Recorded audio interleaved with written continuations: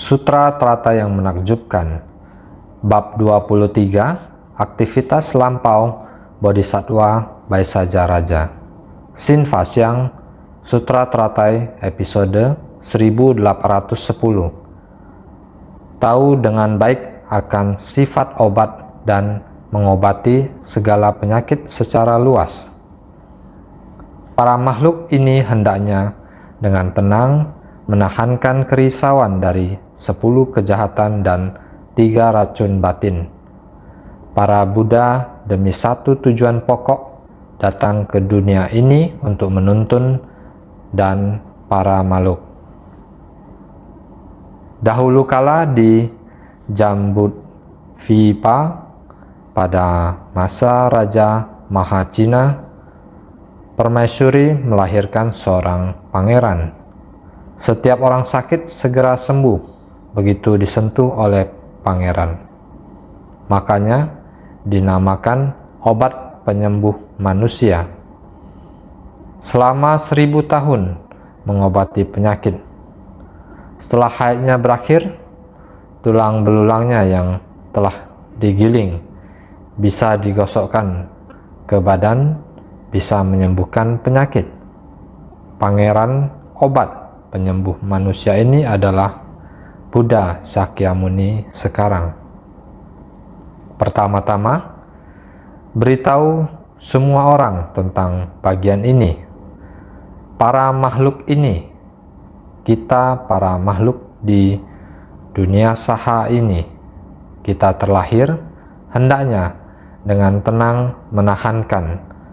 Apa yang perlu kita tahankan dengan tenang? Kerisauan dari 10 kejahatan dan 3 racun batin di dunia. Karena kita telah lahir di dunia ini, maka kita harus mampu tenang menahankan di lingkungan seperti ini. Kondisi kehidupan dunia saha memang seperti itu. Ada kerisauan dari 10 kejahatan dan 3 racun batin. 10 kejahatan. Semua orang telah mengetahuinya. 10 kejahatan itu adalah membunuh, mencuri, berzina, berdusta, keserakahan, kemarahan, kebodohan, dan sebagainya. Ini disebut sebagai 10 kejahatan. Secara lebih sederhana dan jelas, dibagi menjadi 3 kejahatan dari tubuh, 4 kejahatan dari ucapan, dan 3 kejahatan dari pikiran. Jika digabungkan disebut sebagai 10 kejahatan.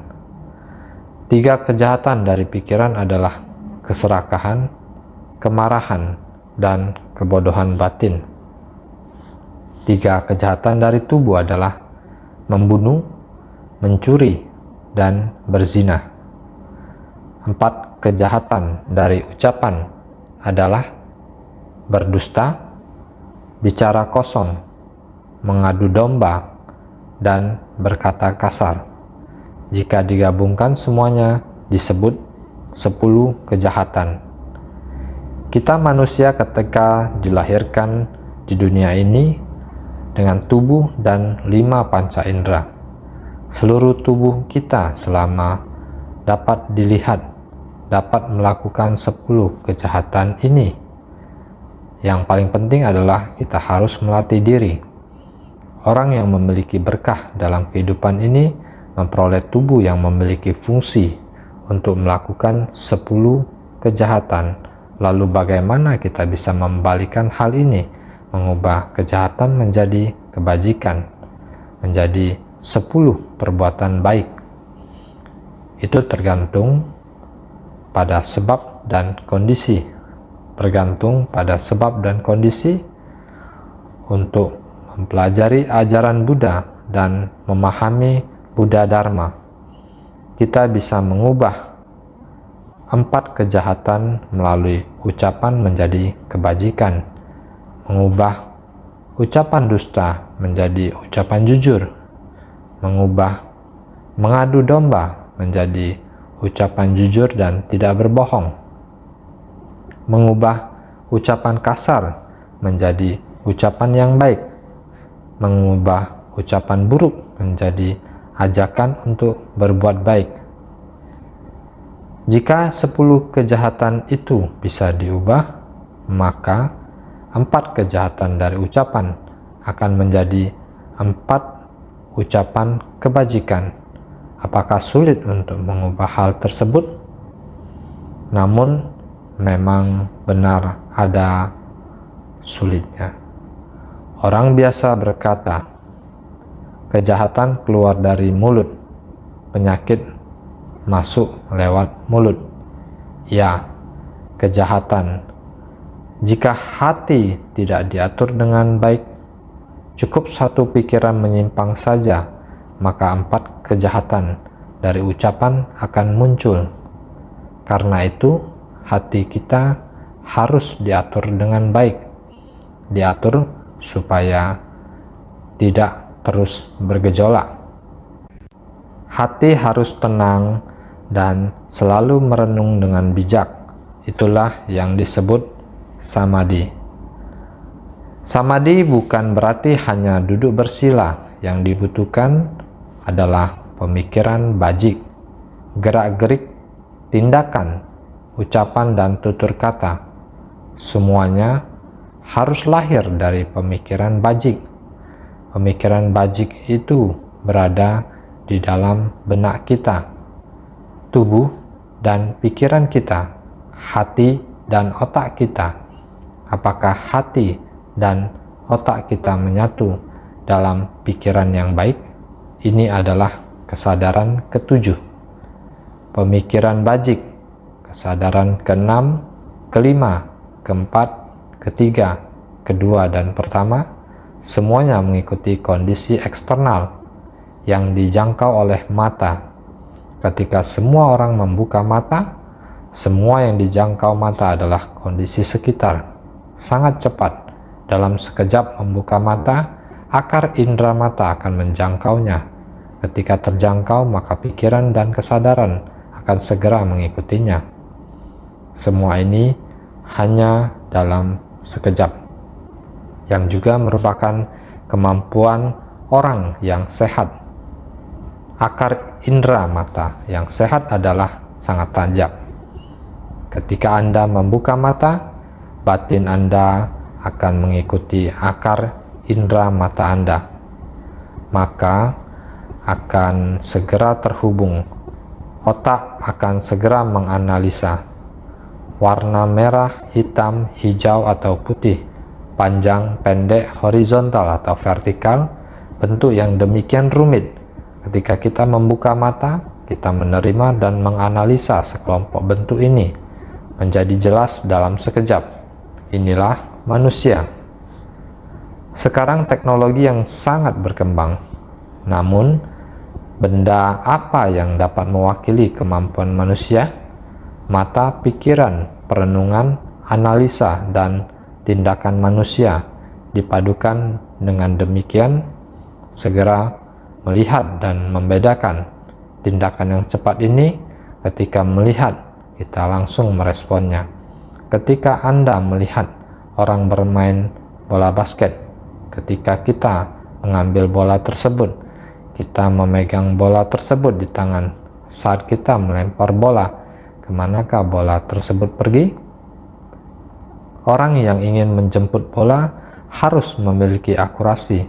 Tangan harus segera menangkapnya, melihat di mana arahnya. Orang tersebut berlari mengikutinya, berlari hingga saat bola tersebut hampir jatuh ke lantai. Kedua tangan menjemputnya. Yang kita bicarakan ini adalah waktu yang cepat. Sebenarnya, tangan dan kaki kita mengikuti kecepatan tersebut.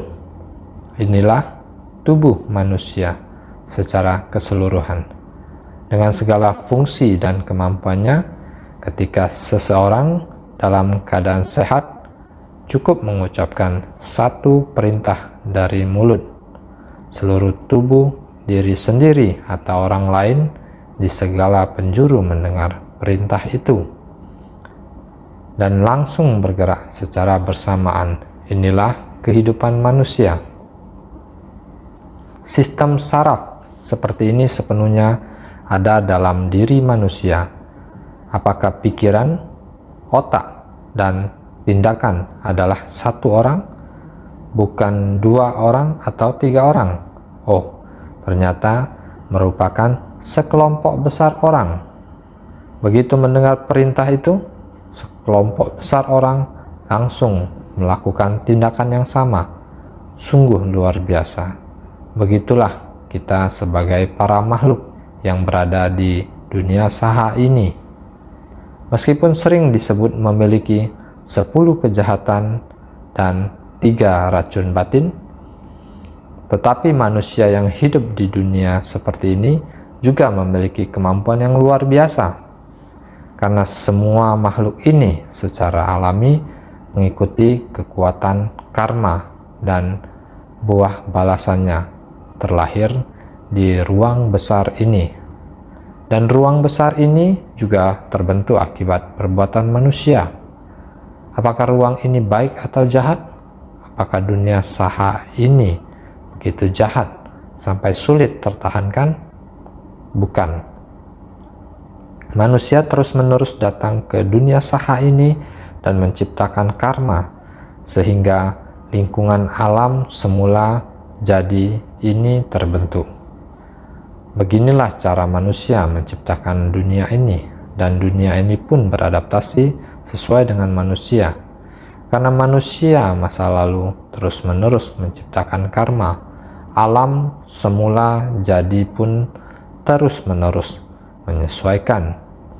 Kemudian manusia di masa depan pun juga harus terus-menerus menyesuaikan diri dengan kehidupan seperti ini.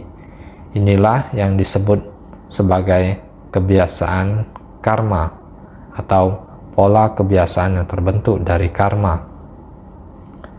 Karma, kebiasaan membuat kita menciptakan karma di sini. Ketika kebiasaan ini muncul, karma pun terbentuk. Setelah karma terbentuk, akan membawa kita kembali hidup mengikuti kebiasaan itu. Jadi dikatakan ini merupakan pengalaman yang sederhana, namun jika kita bersungguh hati menjelaskan lebih mendalam, semua orang akan menjelaskan bahwa dunia ini, dunia saha, menderita. Buddha merangkum semuanya hanya dengan satu kalimat. Buddha memberitahukan kepada semua orang, penderitaan. Sesungguhnya di balik penderitaan ada sebab penderitaan, samudaya.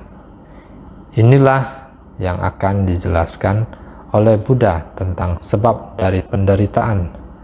Dharma dimulai dari kata penderitaan, lalu mulai menjelaskan sebab penderitaan atau samudaya. Buddha mencoba menguraikan sebab penderitaan atau samudaya dari 4 kebenaran mulia, 12 nidana, 6 paramita dan ribuan praktiknya. Demikian diajarkan secara berkesinambungan. Ajaran 4 kebenaran mulia. Dalam ajaran 4 kebenaran mulia, sebab dari penderitaan adalah sebab penderitaan atau samudaya. Karena adanya sebab penderitaan atau samudaya, sehingga timbul penderitaan.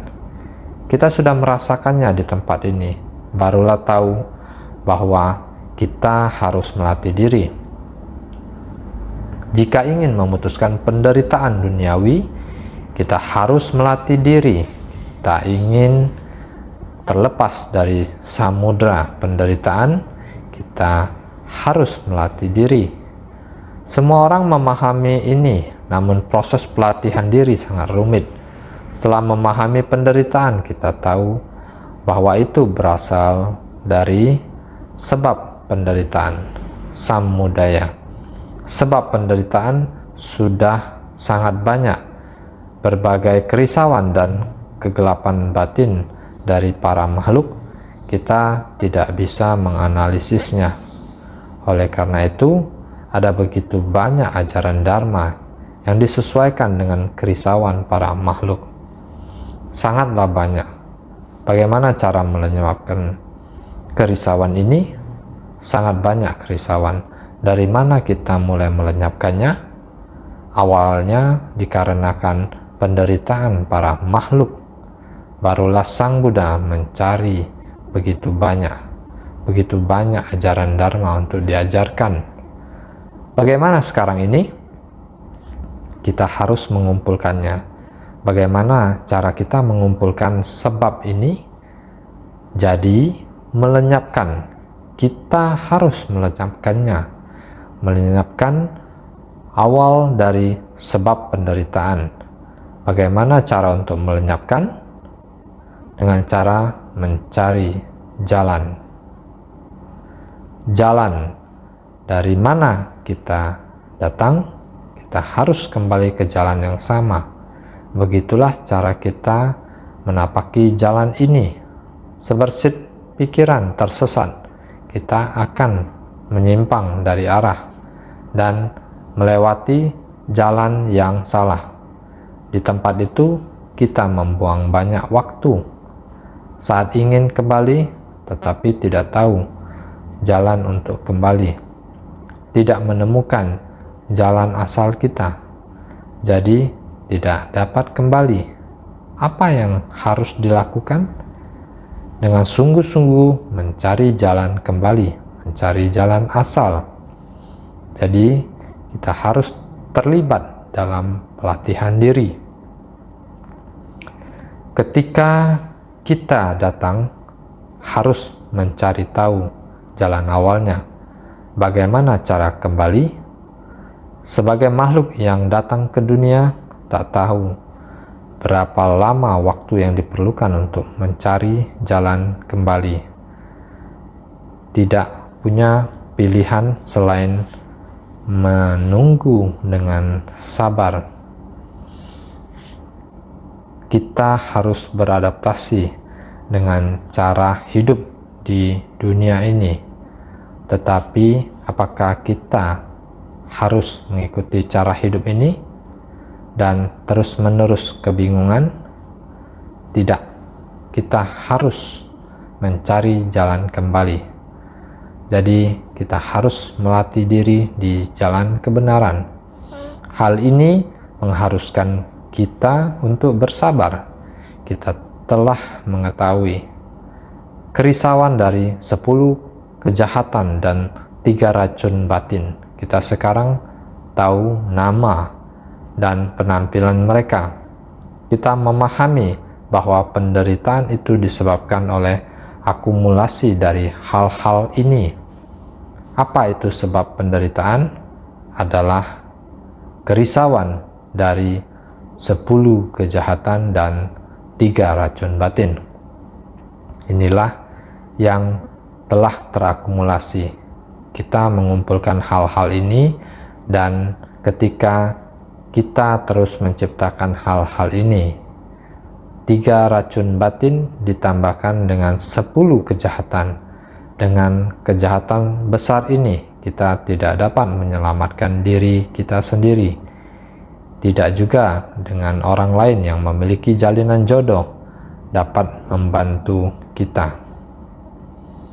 Ini seperti cerita Sang Buddha menurunkan jaring laba-laba ke bawah atau neraka.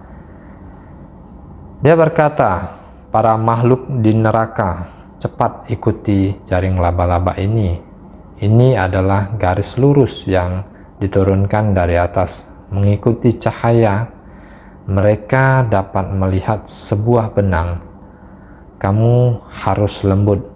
Kamu harus memegangnya dengan sangat lembut dan dengan hati-hati menarik dirimu ke atas jaring laba-laba ini. Kita tahu jaring laba-laba memang sangat kuat.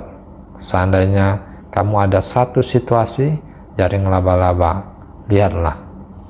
Seandainya tersangkut di jaring, seekor lalat yang sangat besar, nyamuk sangat besar, kupu-kupu sangat besar, mau melewati jaring laba-laba namun tidak dapat diterobos.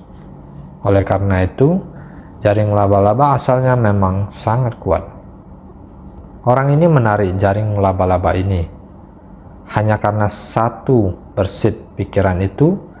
Awalnya bisa sangat aman naik ke atas, namun dia melihat lagi ke bawah. Wah, orang-orang di bawah melihat dia lagi memanjat. Orang yang di bawah juga satu demi satu mengikuti. Demikian menarik jaring laba-laba ini ke atas. Orang yang memimpin sudah segera mau naik, juga hampir menggapai tangan orang di atas yang akan menariknya ke atas. Seketika dia melihat orang di bawah. Dia kekurangan sebersit niat baik hatinya, sebersit pikiran bergejolak adalah niat buruk. Takut orang di bawah menarik akan menyebabkan jaring laba-laba itu putus. Oleh karena itu, dia berada di tempat itu dengan kaki mau menendang orang ke bawah adalah gerakan ini. Jaring laba-laba putus di pegangan tangannya. Jaring terputus dan dia jatuh kembali ke neraka. Coba semua orang renungkan cerita ini dengan sungguh-sungguh. Semua orang tahu dan kita juga pernah membahasnya. Sebenarnya ia bisa ditarik ke atas dengan mengulurkan tangannya, tetapi ia tidak mau membiarkan orang-orang di bawahnya ikut naik bersamanya. Ia takut dirinya terjatuh lagi. Jadi ia takut orang-orang di bawahnya akan mengikutinya ke atas. Ini karena ia tidak mempunyai hati yang luas, hanya peduli pada kebebasannya sendiri, tidak peduli pada orang lain. Ia egois dan mementingkan diri sendiri. Ini tentu saja akan memutus akar kebaikannya sendiri. Akar kebajikan jika diputuskan, maka akan menjadi 10 kejahatan. 10 kejahatan ini selamanya tidak akan pernah dipisahkan. Adanya 10 kejahatan akan ada 3 racun batin. 3 racun batin ini ada di dalam hati: keserakahan, kemarahan, dan kebodohan ada di dalam hati. Kerisauan dan ketidaktahuan tidak dapat diputuskan, sama sekali tidak dapat diputuskan. Oleh karena itu, para Buddha demi satu tujuan pokok datang ke dunia ini untuk menuntun dan membimbing para makhluk. Buddha datang dikarenakan ini. Kapasitas para makhluk tumpul, sangat sulit mengajari mereka. Kapasitas sangat tumpul, namun Sang Buddha penuh welas asih, tidak mau melepaskan satu orang pun. Oleh karena itu, selama para makhluk hidup masih dalam delusi, Buddha akan selalu berada di dunia saha. Dunia saha adalah tempat Buddha Sakyamuni berikrar untuk mengajar dan menuntun para makhluk. Dia berikrar bahwa jika dia mencapai kebuddhaan, dia berikrar untuk berada di dunia saha, di dunia yang paling keras kepala dan sulit ini untuk mengajari para makhluk. Selama para makhluk tidak menerima ajaran, Buddha akan selalu berada di dunia. Jadi, kita harus sangat bersungguh hati. Kita harus segera berusaha. Seperti halnya Buddha yang telah membangkitkan ikrar yang begitu besar, kita juga harus membangkitkan tekad untuk memutuskan akar penderitaan bagi diri kita sendiri. Maka kita juga dapat segera membebaskan diri dari dunia yang membutuhkan kesabaran, yang dipenuhi dengan kerisauan dari 10 kejahatan dan 3 racun batin. Kita sendirilah yang kurang bertekad dan hanya ingin tetap berada di tempat ini. Selain itu, tempat ini tidak menciptakan kejahatan itu sendiri. Tempat ini adalah tempat tinggal orang-orang yang menciptakan kejahatan. Jika kita tidak menciptakan kejahatan ini, maka kita dapat menghindarinya. Karena kita terus melakukan kejahatan, sehingga kita tetap berada di sini. Dengan berada di sini, bagaimana kita membebaskan diri? Kita harus kembali dan melatih diri. Kita membina 10 kebajikan untuk mengubah 10 kejahatan. Jadi, latihan kita harus dimulai dengan 10 kebajikan. Kita harus melenyapkan 10 kejahatan dan semua kerisauan.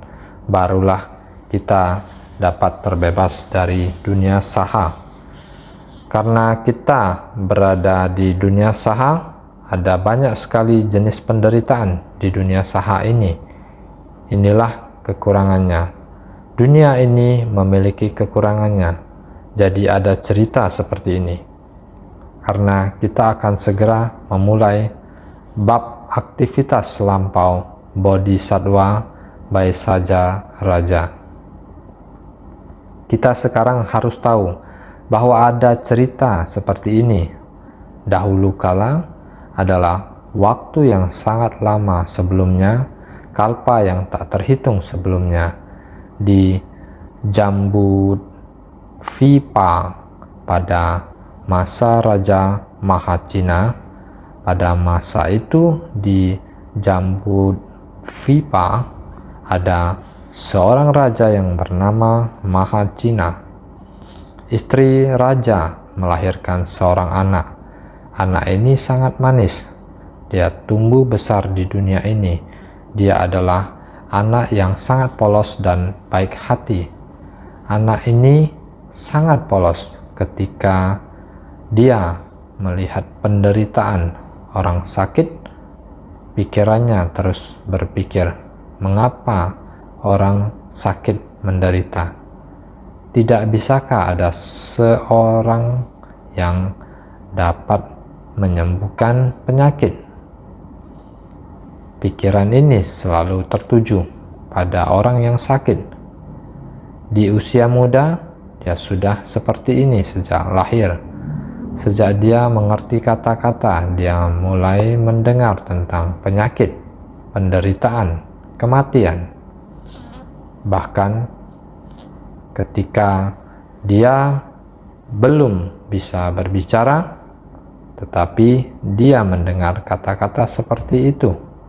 Meskipun dia belum bisa mengungkapkannya, namun dia berpikir penyakit adalah penderitaan. Siapa yang dapat menyelamatkan orang dari penderitaan penyakit? Jadi, dari sebelum dia bisa berbicara, dia mulai terus-menerus berpikir. Sepertinya terpikir tentang pelatihan dirinya di masa lalu. Anak ini dari belum bisa berbicara, dan dia sepertinya terjebak di masa lalu. Dia terus diam hingga mencapai usia 6-7 tahun. Barulah dia mulai berbicara. Ketika dia mulai berbicara, raja dan ratu sangat bahagia. Anakku bisa berbicara. Tetapi anak ini bisa berbicara dengan menyebutkan nama-nama penyakit dan patologi, menyebutkan nama-nama obat, dan merupakan ilmu farmakologi. Dia mengerti obat apa yang harus digunakan untuk setiap penyakit. Sungguh anak yang luar biasa. Baik menteri atau bahkan masyarakat biasa yang melakukan kontak dengannya, raja ini merasa bahwa anak ini bisa menyembuhkan penyakit orang. Ketika orang di kerajaan sakit, anak juga dapat melakukan hal-hal untuk menyelamatkan dunia. sehingga raja membiarkan anak keluar, agar orang di luar istana memiliki kesempatan untuk bertemu dengannya. Mereka bertemu dengan anak ini, asalkan dia bersentuhan dengan orang sakit, mereka akan sembuh. Begitulah ceritanya. Ini mungkin juga mengobati dengan tarik sedikit. Singkat kata, di dalam sutra berkata bahwa pasien disembuhkan hanya dengan sentuhannya, sehingga dia disebut obat penyembuh manusia. Ketika orang datang dan disentuhnya, sama seperti makan obat dan penyakit sembuh. Begitu saja. Pangeran obat penyembuh manusia ini, dia mulai keluar dari istana untuk mengobati penyakit. Setelah mengobati penyakit selama ribuan tahun, hidupnya berakhir. Tetapi bahkan setelah dia meninggal, ketika orang sakit datang dan menyentuh jenazahnya, mereka juga akan sembuh. Dia berada di dunia untuk waktu yang lama, membiarkan orang sakit datang menyentuhnya. Demikian mereka akan sembuh. Ini adalah sebuah kisah. Jadi, pangeran obat penyembuh manusia ini adalah Buddha Sakyamuni sekarang. Sekarang Buddha Sakyamuni mulai menceritakan kisah-kisah tentang bab aktivitas lampau Bodhisattva Baisaja Raja. Ingin menceritakan bagaimana Bodhisattva Baisaja Raja mencapai keberhasilan. Bagian naskah sutra selanjutnya di dalam naskah sutra menyampaikan demikian. Pada ketika itu, Bodhisattva Naksatra Raja Sankusumita Bijna berkata pada Buddha, "Bhagawan, bagaimanakah Bodhisattva Baisaja Raja berkelana di dunia saha?" Bab 23, aktivitas lampau Bodhisattva Baisaja Raja. Ini adalah Bodhisattva Naksatra Raja Sankusumita Bijna. Demikian bertanya pada Buddha. Buddha setelah selesai membahas bab kepercayaan. Sekarang ajaran sudah sampai pada akhir. Persamuhan itu masih belum bubar. Pada ketika itu ada seorang bodhisattva, Naksatra Raja Sankusumita Bijna, yang bertanya pada Bhagawan, "Bhagawan, bagaimanakah Bodhisattva Baisaja Raja berkelana di dunia saha?" Maka kita sekarang mulai memahami bagaimana Bodhisattva Baisaja Raja melatih diri pada masa lampau sampai pada saat sekarang ini. Bab ini menerangkan tentang pelatihan keras dari Baisaja Raja pada masa lampaunya.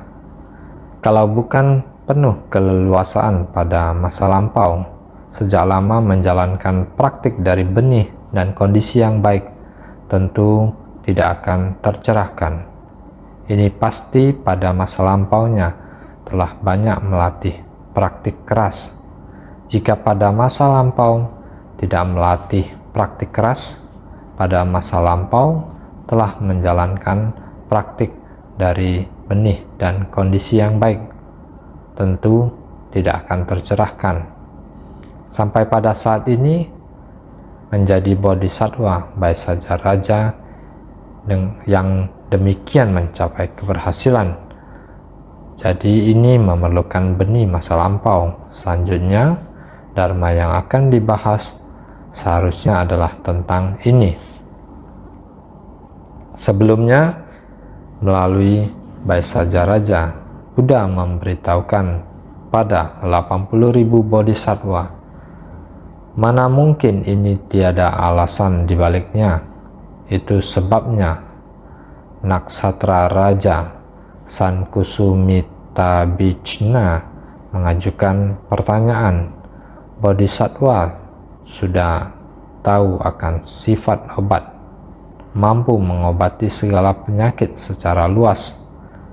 Bagaimana seharusnya bodhisattva berkelana ke semua tempat untuk memberikan manfaat? Bodhisattva Naksatra Raja Sankusumitabhijna mengajukan pertanyaan. Ingin mengajukan pertanyaan. Bodhisattva sudah tahu akan sifat obat, mampu mengobati segala penyakit secara luas. Bagaimana seharusnya bodhisattva berkelana ke semua tempat untuk memberikan manfaat? Ini ditanyakan oleh Bodhisattva Naksatra Raja Sankusumitabhijna. Beliau berada di dunia manusia ini menghadapi orang-orang. Bagaimana dia mengobati orang-orang yang sakit? Jika para makhluk menderita, bagaimana memberi manfaat kepada mereka? Sebenarnya bodhisattva berkelana kemana saja? Inilah pertanyaan yang diajukan Bodhisattva Naksatra Raja Sankusumitabhijna untuk ditanyakan kepada Buddha Sakyamuni. Pada ketika itu Buddha Sakyamuni belum menjawab.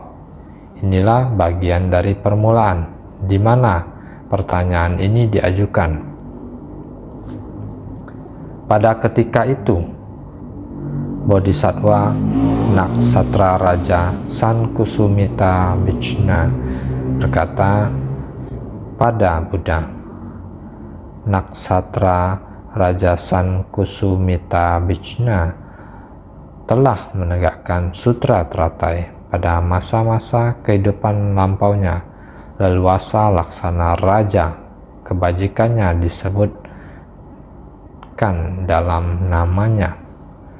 Naksatra Raja Sankusumitabhijna bertanya, tujuannya adalah ingin Bhagawan menjelaskan kejadian masa lampau untuk memotivasi orang-orang sekarang. Leluasa laksana raja, kebajikannya disebut dalam namanya. Bodhisattva Naksatra Raja Sankusumitabhijna ini yang datang ke dunia. Pada masa-masa kehidupan masa lampaunya telah menegakkan sutra teratai. Leluasa laksana raja. Sang Buddha telah berpesan mengenai sutra teratai.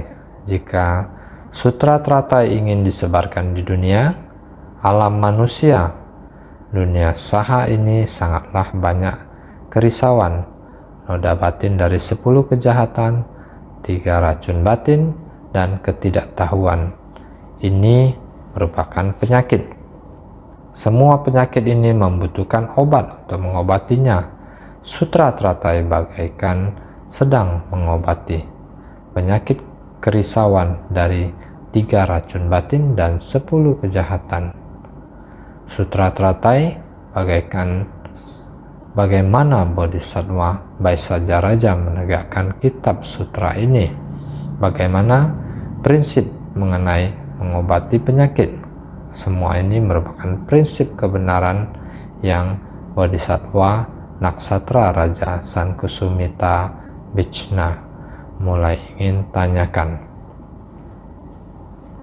Jadi, Naksatra Raja Sankusumitabhijna bertanya, tujuannya adalah ingin Bagawan menjelaskan kejadian masa lampau untuk memotivasi orang-orang sekarang. Ini juga memiliki maksud demikian, yakni mau bertanya Bodhisattva Naksatra Raja San Kusumita Bichna mau bertanya kepada Sang Buddha bukan karena Bodhisattva Naksatra Raja San Kusumita Bichna tidak tahu dan dia sendiri ingin mengetahuinya, tapi karena dia ingin bertanya pada Buddha agar Buddha sendiri yang mengatakannya, menjelaskannya agar semua orang tahu. Jadi disebut tujuannya adalah ingin Bagawan menjelaskan kejadian masa lampau. Untuk memperkenalkan bagaimana Bodhisattva Baisajaraja membina diri di masa lampau adalah untuk mempersilakan Sang Buddha sendiri membuka mulut untuk memperkenalkannya. Kejadian masa lampau Bodhisattva Baisajaraja, inilah maksud dari Bodhisattva Naksatra Raja San Kusumita Bichna. Bagaimanakah Bodhisattva Baisajaraja berkelana di dunia saha? Artinya dengan jasa kebajikan, apakah memberi bimbingan di dunia ini? Bagaimanakah Bodhisattva Baisajaraja berkelana di dunia saha? Mengapa Bodhisattva Baisajaraja melakukan hal ini? Apa sebab dan kondisi yang membuatnya untuk melakukan perjalanan dan mengajar di dunia saha ini? Dia meminta Sang Buddha untuk menjelaskan bahwa Baisajaraja telah melakukan hal ini sejak lama menurut penjelasan dari Sutra Surangama, bahwa sejak masa tanpa awal dulu hingga sekarang aku telah menjadi tabib budiman untuk dunia. Baisajaraja dalam Sutra Surangama disebutkan bahwa sejak masa tanpa awal dulu hingga sekarang aku telah menjadi tabib budiman untuk dunia. Tathagata menetapkan namaku sebagai Baisajaraja. Ini adalah bagian dalam Sutra Surangama yang menjelaskan tentang Baisajaraja. Bodhisattva Baisajaraja adalah dokter terbaik. Di kehidupan sebelumnya selama kalpa yang tak terhitung banyaknya. Ini adalah penjelasan dalam Sutra Surangama. Di Sutra Teratai, Sang Buddha belum menjawab. Kita hanya menyebutkan bagaimana Sutra Surangama menjelaskan bahwa Baisajaraja bertugas sebagai dokter terbaik di dunia di masa lalu. Tathagata menetapkan namaku sebagai Baisajaraja. Dulu, Sang Bagawan bersaksi untuknya di masa lalu. Ini ada di Sutra Surangama. Sang Buddha bersaksi bahwa dia disebut Baisajaraja saat itu. Pada saat Sutra Surangama, Sang Buddha memberinya gelar, yaitu bersaksi atas namanya, menamainya Baisajaraja. Bab aktivitas lampau Bodhisattva Baisajaraja ini sekarang baru akan mulai. Otak semua orang hanya ingat setelah bab kepercayaan. Buddha mengatakan semuanya sudah bisa pulang, tetapi semua orang sangat bersuka cita pergi tanpa memberi hormat, menandakan orang-orang ini sangat bersuka cita. Persamuan Dharma belum bubar, semua orang masih di sana, istirahat sebentar dan mulai kembali. Bodhisattva Naksatra Raja San Kusumita Bichna kembali bertanya, menanyakan jalinan jodoh Bodhisattva Baisajaraja. Jika semua orang di sini menghubungkannya, koherensi dari Sutra Teratai, bagaimana agar semangat Sutra Teratai ini sepenuhnya digunakan di dunia, menggunakan berbagai macam metode untuk mengajarkan dan membimbing, menggunakan berbagai macam metode untuk mengumpamakan, menggunakan bodhisattva lainnya sebagai teladan, menggunakan berbagai macam metode perumpamaan dan pengajaran lisan, supaya kita dapat memahaminya, sehingga Buddha dengan welas asih berharap dengan berbagai macam metode membuat semua orang memahami, masuk melalui pintu itu, membuka pintu batin dan masuk ke dunia Sutra Teratai. Berharap semua orang dapat memahami, harus lebih bersungguh hati.